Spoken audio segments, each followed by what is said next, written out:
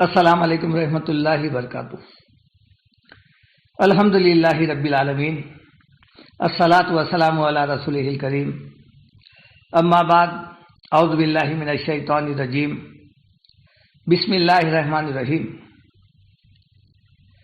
آج درس قرآن کے سلسلے میں ہم نے سورہ النمل کی 7 آیتیں یعنی 59 تا 65 کی تلاوت کریں گے۔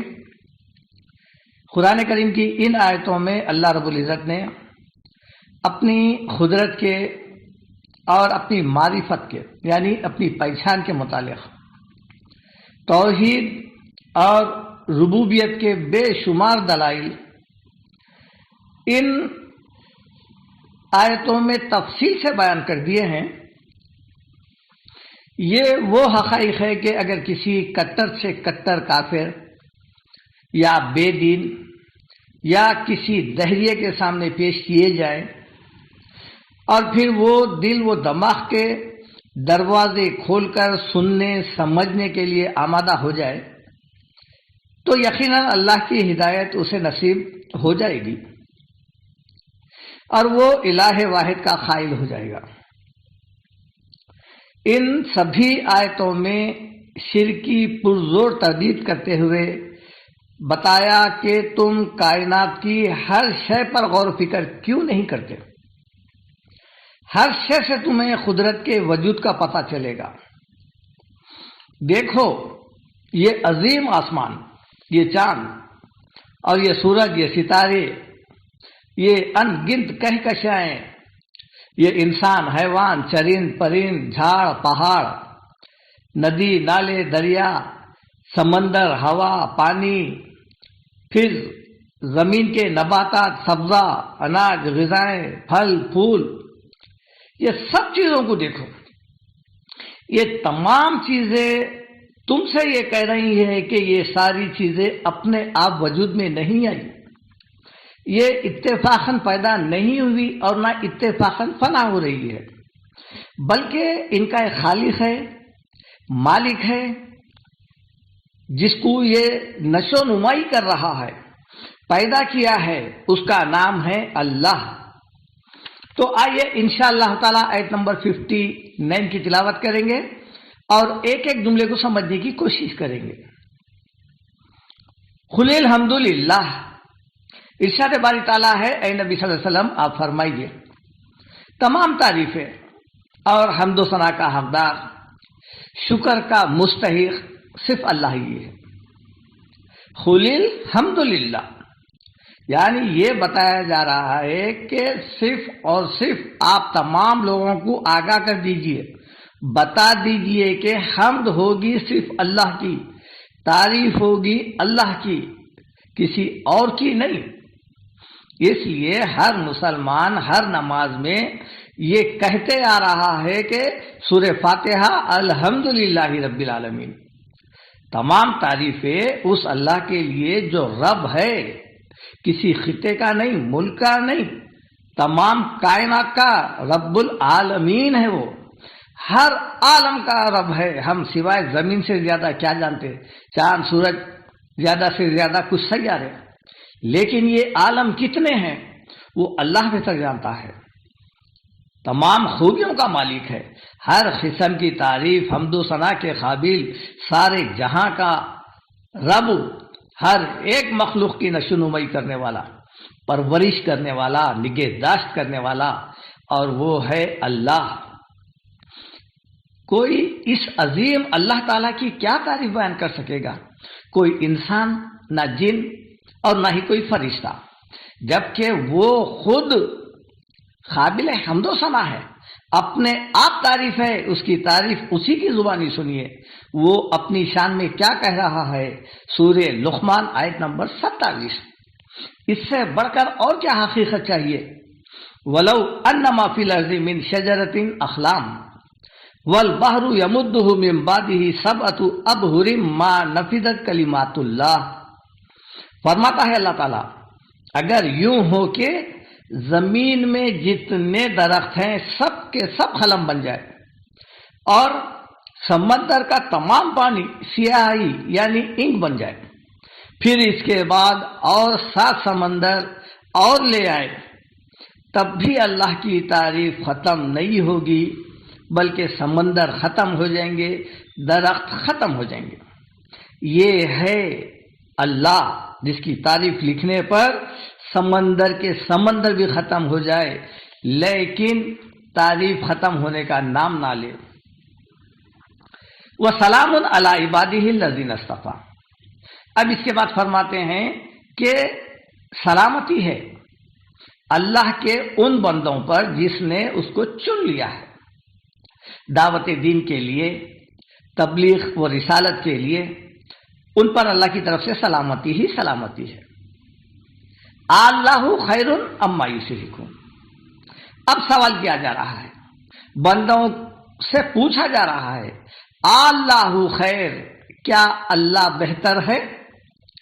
اما یشرکون، یا وہ فرضی معبودیں، وہ ہستیاں جن کے پاس جا کر لوگ اللہ کو چھوڑ کر ان کی پوجا پاٹ کر رہے ہیں، ان سے دعائیں کر رہے ہیں، ان کی منتیں مرادیں کر رہے ہیں، کون ہے بہتر؟ یہ فیصلہ آپ پر چھوڑ رہے ہیں۔ یہ اسی لیے دماغ کو جھنجھوڑا جا رہا ہے تاکہ توحید اچھی طرح سمجھ میں آ جائے، ہر ایک کا ذہن صاف ہو جائے۔ پھر آگے فرماتا ہے آیت نمبر 7، امن خلق السماوات والارض۔ تکرار کے ساتھ یہ لفظ آیا ہے امن، مطلب اس کا یہ ہے کہ آیا وہ کون ہے، کون سی ذات ہے، کون سی ہستی ہے، کون سا الہ ہے۔ امن سوال ہے یہ، خلق السماوات والارض، کون ہے جو زمین و آسمان کو پیدا کیا؟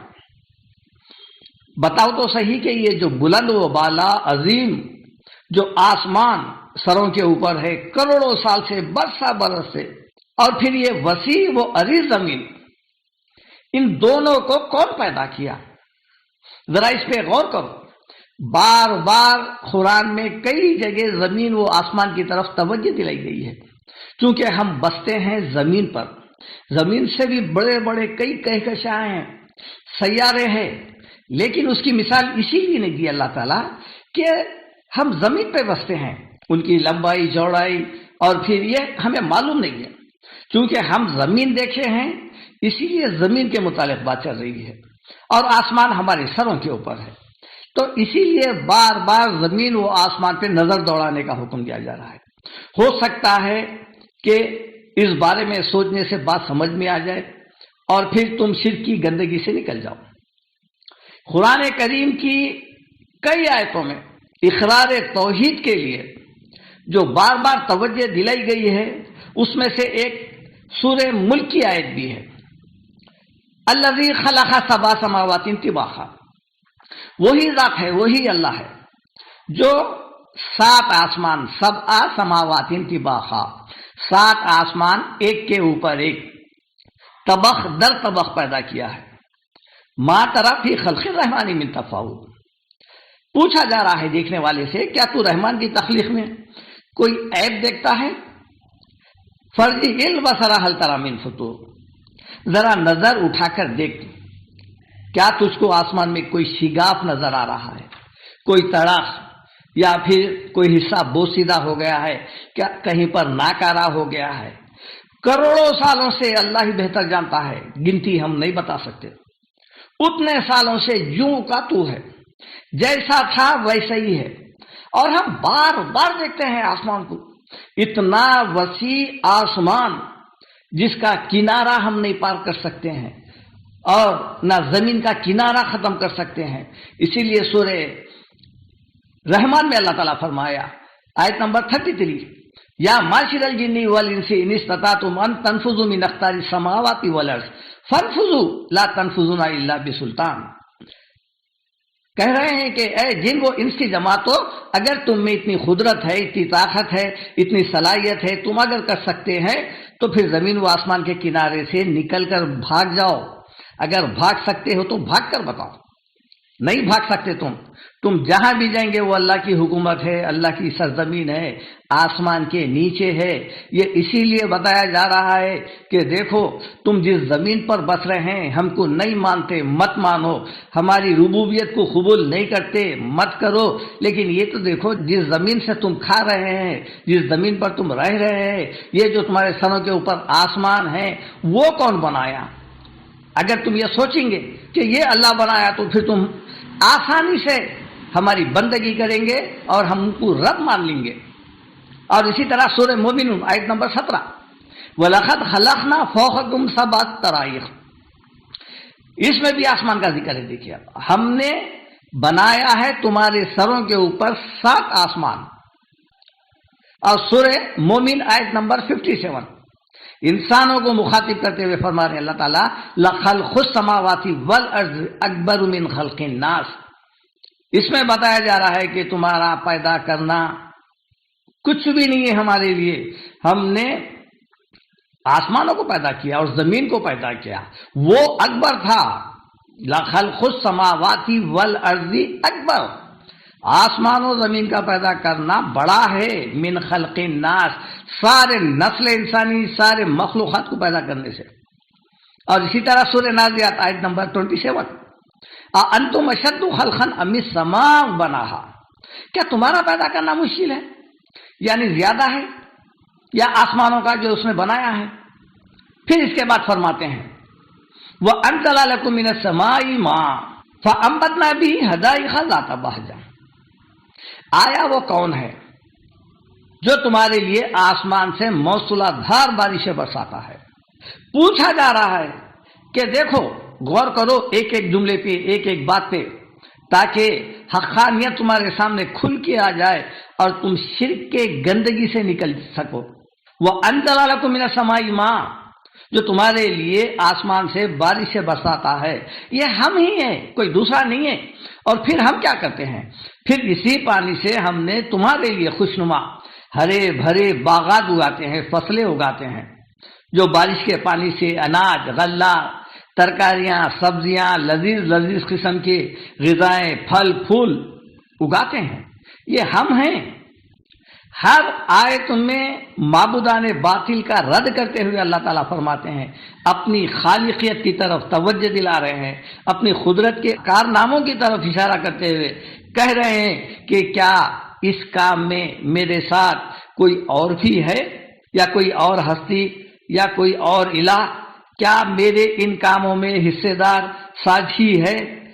ما لکم انتم بتو شجرہا، اب اس کے بعد بتاتے ہیں کہ دیکھو یہ تمہارے بس میں نہ تھا، جو درختوں کو، جو پودوں کو، جو پھلوں کو، جو زراعت کو، جو کاشت کو، جس سے تمہاری زندگی چل رہی ہے، غذاؤں کا انتظام ہو رہا ہے، تم ان درختوں کو اگانے پر کوئی قادر نہیں تھے، کوئی اختیار نہیں تھا، اور نہ تمہاری ایسی قدرت تھی کہ تم زمین سے اناج غلہ وغیرہ اگا سکو، ایک پتا نہیں اگا سکتے تھے، ایک پھل نہیں اگا سکتے تھے۔ یہ سب ہماری مہربانی ہے، ہماری عطا ہے کہ ہم نے پانی برسایا، پھر اسی پانی سے ہرے بھرے باغ، کھیتیاں وغیرہ پیدا کی۔ دیکھ رہے ہیں تم زمین سے نکل رہے ہیں ہمارے حکم سے، جس سے میوہ، اناج، غلہ، ترکاری وغیرہ غرض ہر چیز اگ رہی ہے، اس میں تمہارا کوئی کمال نہیں ہے، یہ ہماری دین ہے، ان سب میں ہماری ہی قدرت کی نشانیاں ہیں۔ دیکھو پانی کو دیکھو کہ جب پانی برستا ہے اس کا رنگ، روپ، ذائقہ سب ایک ہوتا ہے، پھر زمین پر گرنے کے بعد زمین سے جو فصلیں تیار ہوتی ہے، زمین بھی وہی ہوتی ہے، لیکن اناج مختلف قسم کے اگتے ہیں، ترکاریاں مختلف قسم کے ہیں، ذائقے مختلف قسم کے ہیں، پیڑ پودے درخت یہ تمام مختلف ہے، ان کے ذائقے پھلوں کے یہ بھی مختلف ہے، کوئی پھل کھٹا ہے، کوئی میٹھا ہے۔ ایک معمولی کھجور کو لے لیجیے آپ، کون اس میں اتنی مٹھاس ڈالا ہے؟ کیا درخت میں مٹھاس تھی، یا درخت کے نیچے زمین میں مٹھاس تھی؟ یہ کچھ بھی نہیں تھا۔ پھر اناج کو دیکھ لیجیے آپ، ایک ایک بیج کی ترتیب اور پیکنگ کو دیکھو، آپ اس کی پیکنگ پہ غور کرو، ہے کوئی کمپنی جو اس طرح پیکنگ کر کے دکھا ہے، اسی کی نہیں، ہر فروٹ کی دیکھ لو، ہر میوے کی دیکھ لو، آپ موز پہ غور کرو، انگور پہ غور کرو، موسمبی، سیب، سنترا، اناناس، یہ سب مختلف قسم کے پھل ہے۔ کون زمین سے اگا کر تمہیں کھانے کو دے رہا ہے؟ کھانے سے پہلے اس پہ غور و فکر کرو، یہ تمہارے ہاتھوں نے نہیں پیدا کیا، اس کے خالق ہم ہیں۔ یہی بات، یہی باغات یا پھر پھل پھول یا پھر اناج کا ذکر کرتے ہوئے اللہ تعالیٰ سورہ یاسین میں بھی فرما رہے ہیں، لِيَأْكُلُوا مِن ثَمَرِهِ وَمَا عَمِلَتْهُ أَيْدِيهِمْ فَلَا يَشْكُرُونَ۔ یہ غلہ، یہ پھل، یہ ترکاریاں، یہ سبزیاں اور پھر یہ کاشت وغیرہ یہ ہم اگاتے ہیں تاکہ تم کھاؤ، لِيَأْكُلُوا مِن ثَمَرِهِ، تاکہ ان درختوں کے پھل تم کھاؤ، وَمَا عَمِلَتْهُ أَيْدِيهِمْ، اس کو ان کے ہاتھوں نے تو نہیں بنایا نا، کسانوں نے یا انسانوں نے تو اس کو نہیں پیدا کیا۔ افلا یشکرون، تو پھر کھانے کے بعد ہماری شکر کیوں نہیں کرتے؟ اس میں بتایا جا رہا ہے کہ یہ کھا کر ہمارا شکر کرو۔ ہم کھا تو رہے ہیں، سارا کا سارا اللہ کا، سانس اللہ کی، ایک پانی کا خطرہ اللہ کا، ایک دانہ اللہ کا، زمین کا جس کو جو ایک ایک کنکر جو کھلل کر جا رہے ہیں وہ بھی اللہ کا، لیکن شکر ادا کر رہے ہیں غیروں کا۔ الہم مع اللہ، پھر آگے فرماتا ہے کیا اللہ کے ساتھ کوئی اور بھی معبود ہے؟ یہاں پھر سوال ہے، الہم مع اللہ، یہ الہ کیا ہے؟ ہم جو کلمے میں پڑھتے ہیں نا، لا الہ، نہیں ہے کوئی معبود، یہ الہ وہی ہے، یہ نہیں ہے کوئی معبود سوائے اللہ کے، الا اللہ، یہاں پر بھی وہی نفی ہے۔ مطلب یہ ہے کہ الہم مع اللہ، کیا اللہ کے ساتھ کوئی معبود ہے؟ ہرگز نہیں، کوئی نہیں ہے۔ ہماری ان نشانیوں میں، آسمان و زمین کو پیدا کرنے میں، پانی برسانے میں، کھیتیاں اگانے میں کیا کوئی ہستی ہے؟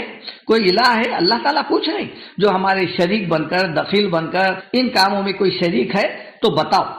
بلکہ بات دراصل یہ ہے، بل ہم قوم یعدلون، بلکہ یہ جو کفر کے نمائندے ہیں، ہستیاں ہیں، یہ دراصل اللہ کو ماننے سے انکار کر رہے ہیں اور پھر یہ الگ ہو رہے ہیں، راستے سے الگ چلے جا رہے ہیں۔ اب من جعل الارض قرارا، آیت نمبر 61، پھر پوچھا جا رہا ہے کہ آیا وہ کون ہے؟ بھلا یہ تو بتاؤ۔ یہ بات تکرار کے ساتھ ہر آیت میں آ رہی ہے کہ آخر بتاؤ تو صحیح، پوچھو ان سے آخر وہ کون ہے۔ جھجوڑا جا رہا ہے، ذہن پر زور ڈال کر پوچھا جا رہا ہے کہ آخر وہ کون سی ہستی ہے جو زمین کو تمہارے لیے قرارگاہ بنا دیا، جعل الارض قرارا، رہنے کے قابل بنایا، یعنی زمین کو استوار رکھا اور تمہارے لیے زمین پر زندگی کا سامان رکھا، رہنے سہنے کے لیے ہر چیز کو سازگار بنایا، ہوا کا انتظام کیا، چاند و سورج کو تمہارے کام میں لگا کر دن رات کا نظام قائم کر دیا، کھانے پینے کے لیے ہر قسم کی چیزیں پیدا کی تاکہ تم زمین پہ آرام سے رہو سہو اور اپنی زندگی گزارو۔ وَجَعَلَ خِلَالَهَا أَنْهَارًا، اور پھر پوچھا جا رہا ہے کہ وہ کون ہے جو زمین کے بیچ نہریں بنائیں تمہاری زندگی کی اہم ضرورت کے لیے، یعنی پانی کو ہم ہی نے تم تک پہنچایا، ندی بنائے، ندی کے ذریعے سے پانی تم تک پہنچایا، نالے بنائے، تالاب بنائے جس میں پانی اسٹاک ہو رہا ہے، دریائیں بنائے، سمندر بنائے تاکہ تم زراعت کر سکو، پانی کا استعمال کر سکو، اس سے فائدہ اٹھا سکو تاکہ تم اس پانی کے ذریعے سے اپنی تمام ضرورتوں کو پورا کر سکو۔ وہ جالا لہا رواسیا، اور زمین کے لیے ہم نے پہاڑ بنا دیے، مطلب یہ ہے کہ زمین کے توازن کے لیے ہم نے پہاڑوں کو گاڑ دیا ہے تاکہ زمین کا توازن برقرار رہے اور پھر ان پہاڑوں کے ذریعے سے تم راستہ تلاش کر سکو، آنے جانے میں تمہیں سہولت ہو جائے۔ وَجَعَلَ بَيْنَ الْبَحْرَيْنِ حَاجِزًا، اور پھر پوچھا جا رہا ہے کہ وہ کون ہے جو دو سمندر کے بیچ اٹ بنائی، دیوار بنا دیے ہیں، ایک کا پانی کھارا ہے، دوسرے کا میٹھا ہے، جو آپس میں ہزاروں سال سے، لاکھوں سال سے ایک دوسرے میں کبھی ضم نہیں ہو رہا ہے۔ یہ کس کی قدرت ہے؟ یہ کس کے حکم سے ہو رہا ہے؟ یہ کون کر رہا ہے کہ دو سمندر مل کر بھی الگ الگ ہے؟ الہ مع اللہ، کیا اس کام میں اللہ کے ساتھ اور بھی کوئی شریک ہے؟ مطلب زمین کو تمہارے لیے رہنے کی جگہ بنانے میں، زمین میں نہریں جاری کرنے میں، اور زمین کو ہلنے جلنے سے روکنے کے لیے پہاڑ گاڑنے میں، دو سمندر کے پانی کو الگ کرنے میں جو تم دیکھ رہے ہیں، کیا اتنے کاموں میں اللہ کے ساتھ اس کا کوئی پارٹنر ہے، ساجھی ہے، یا کوئی اللہ کو مشورہ دینے والا ہے؟ بل اکثرہم لا یعلمون، اس حقیقت کو نہیں جان رہے، جبکہ ہم انہیں اشرف بنا کر اعلیٰ ترین صلاحیتیں دی، حالانکہ انہیں جاننے کے لیے، سمجھنے کے لیے عقل، شعور، ادراک سے نوازا، اور پھر ساری مخلوق میں یہ سب سے زیادہ عقل مند ہے۔ اور زمین و آسمان میں ہم نے بے شمار نشانیاں رکھی تاکہ لوگ ہماری ان نشانیوں کے ذریعے سے ہمارے وجود کے قائل ہو جائیں۔ اس بات کا ذکر سورہ یوسف آیت نمبر 105 میں ہے۔ وَكَأَيٍّ مِّنْ آیَةٍ فِي السَّمَاوَاتِ وَالْأَرْضِ يَمُرُّونَ عَلَيْهَا وَهُمْ عَنْهَا مُعْرِضُونَ، دیکھو ہم نے کتنے نشانیاں قدرت کے، ہماری خالقیت کے، بے شمار نشانیاں زمین و آسمان میں رکھ دی ہیں، جس پر سے لوگ صبح شام ہو کر گزر رہے ہیں اور ہمارے نشانیوں کو نظر انداز کرتے ہوئے گزر جاتے ہیں۔ پتے پتے سے عبرت حاصل کر سکتے ہیں، چاند سورج سے کر سکتے ہیں۔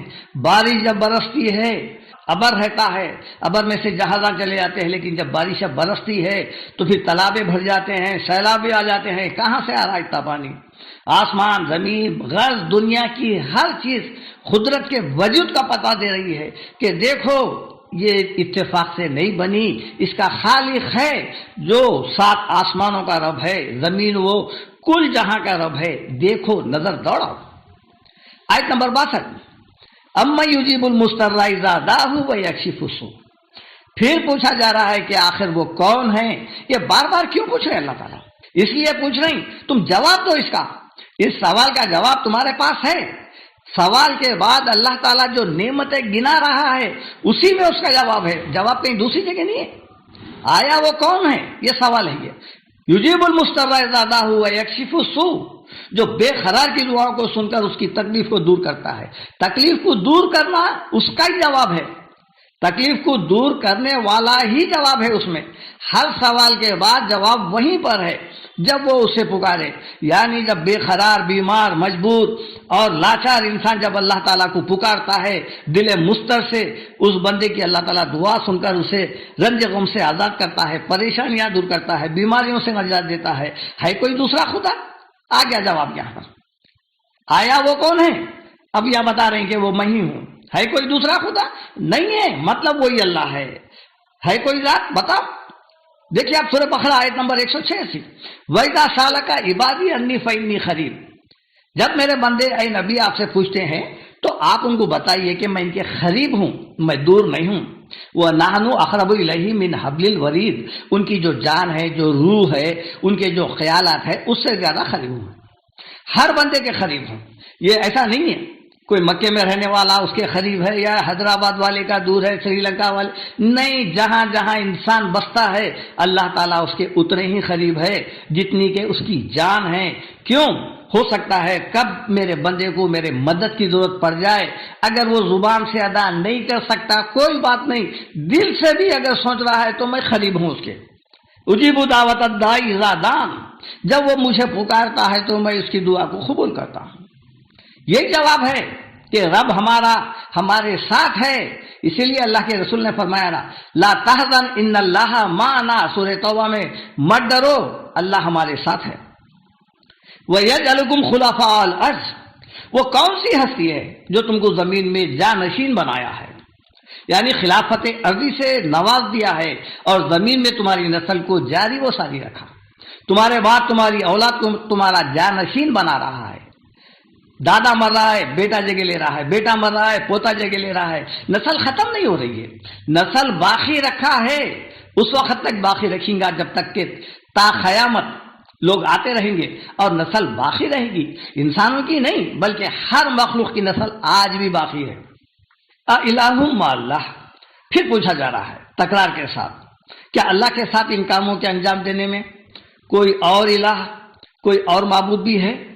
آ کے معنی کیا؟ الہ کے معنی معبود، مع اللہ، اللہ کے ساتھ، یعنی اللہ کے ساتھ ان کاموں کے انجام دینے میں کوئی اور بھی اللہ کا شریک کار ہے؟ یہ سوال ہے۔ یعنی بندوں کے دعاؤں کو سن کر قبول کرنے میں ہر آیت کے نیچے جو آ رہا ہے الہ مع اللہ، تو اس کے اوپر جو کچھ بیان کیا گیا ہے یہ اس کا مطلب ہے۔ یعنی بندوں کے دعاؤں کو سن کر قبول کرنے میں، تمہاری نسل کو زمین پر باقی رکھنے میں اللہ کے ساتھ کوئی اور بھی خدا ہے؟ ہرگز نہیں، کوئی ہستی نہیں ہے سوائے اللہ کے۔ خلیلم ما تذکرون، تم لوگ بہت کم غور و فکر کرتے ہیں، نصیحت مانتے ہیں۔ اگر تم غور و فکر سے کام لیتے تو کبھی بھی کسی کو بھی الہ بنا کر اللہ کا شریک نہ ٹھہراتے۔ آیت نمبر 63، اَمَّن یہدیکم فی ظلمات البر والبحر، آخر وہ کون ہے؟ آیا وہ کون ہے جو تم کو اندھیریوں میں، خشکی اور تری میں، زمین میں اور سمندر میں راستہ بتاتا ہے؟ جب تم دریاؤں میں کشتی کے ذریعے سے راتوں میں ایک مقام سے دوسرے مقام کو جاتے ہو، اور پھر وہ کون ہے جو تمہیں زمین پر بھی اندھیری راتوں میں منزل مقصود تک پہنچاتا ہے دوران سفر میں؟ وہ کون ہے؟ وہ اللہ تعالیٰ پوچھ رہے ہیں۔ وَمَن يُرْسِلُ الرِّيَاحَ بُشْرًا بَيْنَ يَدَيْ رَحْمَتِهِ، پوچھا جا رہا ہے کہ وہ کون ہے، وہ کون سی ذات ہے جو ہواؤں کو بارش سے پہلے خوشخبری سنانے کے لیے اپنی رحمت سے بھیج دیتا ہے۔ ابھی بارش ہوئی نہیں، لیکن بارش سے پہلے موسم خوشگوار بنا کر تمہیں بارش کی خوشخبری دینے کے لیے بھیج دیتا ہے کہ دیکھو تیار رہو، ابھی بارش ہونے والی ہے، رحمت برسنے والی ہے۔ یہ سب کام صرف ہم ہی کرتے ہیں، کوئی دوسرا اس کام میں ایک خطائی شریک نہیں ہے۔ الہ مع اللہ، تو کیا اس کام میں بھی کوئی اور الہ شریک ہے؟ اللہ کا ساجھی، حصے دار ہے، کوئی پارٹنر ہے؟ تعالی اللہ عما یشرکون، اللہ تعالیٰ کی شان ایسے سبھی شرکیہ اعمال سے پاک ہے۔ جو لوگ اللہ تعالیٰ کے بارے میں کر رہے ہیں سبھی شرکیہ اعمال، چاہے وہ اللہ کی ذات میں ہو یا صفات میں ہو یا حقوق میں ہو یا اختیارات میں ہو، ان سبھی شرکیہ اعمال سے اللہ کی ذات پاک ہے، بے عیب ہے اور منزہ ہے۔ اب پھر پوچھا جا رہا ہے، آیت نمبر 64، اَمَّن یبدأ الخلق ثم یعیدہ، آخر وہ کون ہے جو مخلوق کو پہلی بار پیدا کرتا ہے، یعنی اول پیدا کرتا ہے، ابتدا کرتا ہے، پھر اس کو بار بار بھی پیدا کرتا چلا رہا ہے۔ یہ سوالیہ جملہ توحید اور ربوبیت پر سب سے بڑی دلیل ہے اللہ تعالیٰ کی کہ پوچھو ان معبودان باطل سے کہ کون ہے جو فرسٹ ٹائم ہر مخلوق کو پیدا کیا ہے۔ یہی آیت سورہ یونس آیت نمبر 34 میں بھی ہے۔ منکرین خدا سے سوال کیا جا رہا ہے، قل هل من شرکائکم من یبدأ الخلق ثم یعیدہ، پوچھو ان سے کیا تمہارے شریکوں میں، تمہارے معبودوں میں کوئی ایسا ہے جو اول کسی ایک مخلوق کو پیدا کر کے بتا دے، ثم یعیدہ، پھر اسے فنا ہونے کے بعد دوبارہ پیدا کر کے بتا دے، یا اس کی نسل کو جاری کر کے بتا دے؟ آپ بولیے قل اللہ، آپ بولیے اللہ کر سکتا ہے یہ، من یبدأ الخلق ثم یعیدہ، یہ اللہ کر سکتا ہے جو پہلی مرتبہ بھی پیدا کرا ہے اور بعد میں بھی پیدا کرتا ہے۔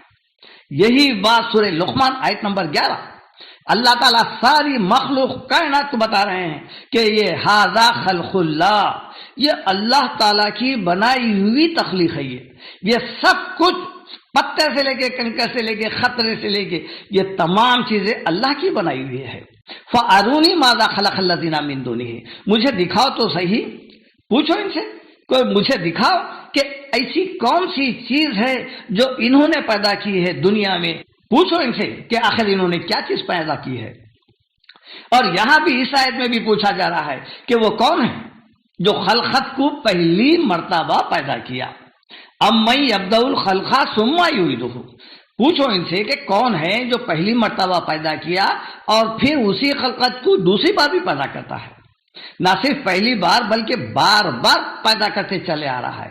کسی بھی مخلوق کی نسل ختم نہیں ہو رہی ہے، چاہے وہ انسان ہو، چاہے وہ حیوان ہو، چرند پرند ہو، یا بری مخلوق حشرات الارض ہو، یا سمندری مخلوق مچھلیاں وغیرہ، ہر مخلوق مر رہی ہے، پھر اس کی جگہ دوسرے پیدا ہوتے چلے آ رہے ہیں اور سلسلہ ختم نہیں ہو رہا ہے۔ سورہ انبیاء میں اللہ تعالیٰ آیت نمبر 104 میں فرما رہے ہیں، کما بدانا اول خلق نعیدہ، جس طرح ہم نے تم کو پہلی مرتبہ پیدا کیے تھے، پھر اسی طرح قیامت کے دن تمام مخلوق پرسش کے لیے، سوال جواب کے لیے محاسب اعمال کے لیے ہم لا کھڑا کریں گے. وعدن علینا، یہ ہمارا وعدہ ہے. انا کنا فاعلین، اور ہم ایسا کر کے رہیں گے، کوئی ہم کو روک نہیں سکے گا. ومن یرزق من السماء والارض، پھر پوچھا جا رہا ہے کہ آخر وہ کون ہے جو تمہیں آسمان سے اور زمین سے رزق دیتا ہے. اس قسم کا سوال سورہ یونس آیت نمبر 31 میں بھی ہے. قل من یرزقکم من السماء والارض، ان سے پوچھو اے نبی صلی اللہ علیہ وسلم، تم کو آسمانوں سے اور زمین سے کون رزق دے رہا ہے؟ یعنی تمہاری رزق کا کون ضامن ہے، کون ذمہ دار ہے؟ تمہاری زندگی تو ہمارے دیے ہوئے رزق سے ہی چل رہی ہے. اگر ہم یہ رزق بند کر دیں، نہ پانی برسائے نہ سبزہ اگائے، تو تم بھوکے یوں ہی مر جاتے. آسمان سے رزق سے مراد کیا ہے؟ پانی ہے، جس سے ہر چیز اگتی ہے، پھلتی ہے، پھولتی ہے. ہر قسم کے غذائیں اسی کے ذریعے سے وجود میں آتے ہیں. اور اس کا ایک مطلب یہ بھی ہو سکتا ہے کہ آسمان سے مراد کہ ہمارے یہاں سے جب ہم رزق ادا کرتے ہیں تو تم کو ملتا ہے، اگر ہم روک لے تو تم کہاں سے کھاؤ گے؟ یہ سب کچھ ہماری مہربانی ہے جو ہم تم کو دے رہے ہیں. الہ مع اللہ، کیا ان کاموں میں بھی کوئی اللہ کا شریک ہے؟ پھر سوال آیا ہے. دیکھیے ہر آیت میں سمجھایا جا رہا ہے، بتایا جا رہا ہے، کھول کھول کر بات کہی جا رہی ہے کہ کون مخلوق کو پہلی بار پیدا کرتا ہے، پھر کون دوبارہ پیدا کرتا ہے، ساری مخلوق کو کون روٹی روزی دے رہا ہے، کون اس کا ذمہ دار ہے. کیا اللہ کے سوا کوئی اور ہے؟ تمہاری نظر میں اگر کوئی ہے تو بتاؤ. یہ ہمارا تم سے چیلنج ہے. قل ہاتوا برہانکم، یہ ہمارا چیلنج ہے. اگر تم اپنے دعوے میں سچے ہیں تو کوئی ایک دلیل دو، کوئی ایک ثبوت دو کہ یہ ہمارے جو معبود ہے، ہمارے جو ہستیاں ہیں، یہ بھی یہ چیزیں بنا سکتے ہیں، غذائیں دے سکتے ہیں، صحت دے سکتے ہیں، پیدا کر سکتے ہیں، پیدا کرنے کے بعد مار بھی سکتے ہیں، پھر مرنے کے بعد دوبارہ بھی پیدا کر سکتے ہیں. ان کنتم صادقین، اپنے دعوے میں سچے ہیں تو ثبوت دو اگر تمہارے پاس کوئی ثبوت ہے تو. قل لا یعلم من فی السماوات والارض الغیب الا اللہ. اب آیت نمبر 65، کہہ دو جو کچھ آسمانوں میں ہے اور جو کچھ مخلوق زمین میں ہے، لا یعلم، کچھ بھی نہیں جانتی، غیب کا علم نہیں جانتی، من فی السماوات والارض الغیب، نہ آسمانوں میں رہنے والی مخلوق جانتی یعنی ملائکہ، فرشتے وغیرہ، اور پھر زمین میں رہنے والی یعنی نہ کوئی پیر فقیر نہ کوئی نبی، کوئی بھی غیب کا علم نہیں جانتی. رسولوں کو بھی اتنا ہی علم دیا جاتا ہے جو خبر غیب کے متعلق ہوتا ہے، علم غیب کے متعلق نہیں ہوتا. انباء الغیبی ہے، وہ غیب کی خبریں ہیں، عالم الغیب نہیں، علم الغیب نہیں ہوتا ہے وہ.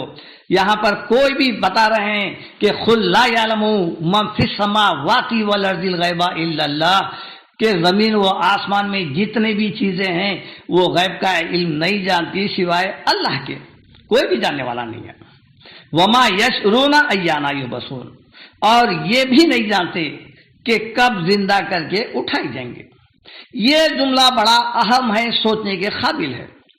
جیسا کہ قرآن کے دیگر آیات سے پتہ چلتا ہے کہ اس سے مراد وما یشعرون، ان کو شعور نہیں ہے، ایانا یبعثون، کہ یہ کب دوبارہ خبروں سے ان کو اٹھایا جائے گا. مراد اس سے وہ ہستیاں ہیں، وہ بزرگان دین ہیں، وہ اولیاء اللہ ہے جو خبروں میں مدفون ہیں، جن کے پاس جا کر لوگ نظر و نیاز کر رہے ہیں، حاضر ناظر سمجھ رہے ہیں، اور ان کو مشکل کشا حاجت روا سمجھ رہے ہیں، اور یہ سمجھ رہے ہیں کہ یہ ان کی دعائیں سن کر ان کی تکالیف کو دور کر دیں گے. یہاں یہ بتایا گیا کہ وما یشعرون ایانا یبعثون، یہ جو ہے اب مردہ ہے، اس وقت زندہ نہیں ہے، اور انہیں یہ بھی قطعی معلوم نہیں کہ انہیں خود خبروں سے کب زندہ کر کے قیامت کے دن اٹھایا جائے گا. قیامت کب آئے گی اس کا بھی علم نہیں ہے. یہ چند آیتیں تھے جو سورہ النمل کی آیت 59 تا 65 کی تلاوت کی گئی. آپ بھی اسے نکالیے، دیکھیے اور ان آیتوں پر غور و فکر کریے تاکہ ہم ایک راسخ العقیدہ اور ایک سچے مسلمان بن سکے. اللہ تعالیٰ سے دعا ہے کہ اللہ تعالیٰ ہمیں صراط مستقیم پر چلائے. وآخر دعوانا ان الحمدللہ رب العالمین.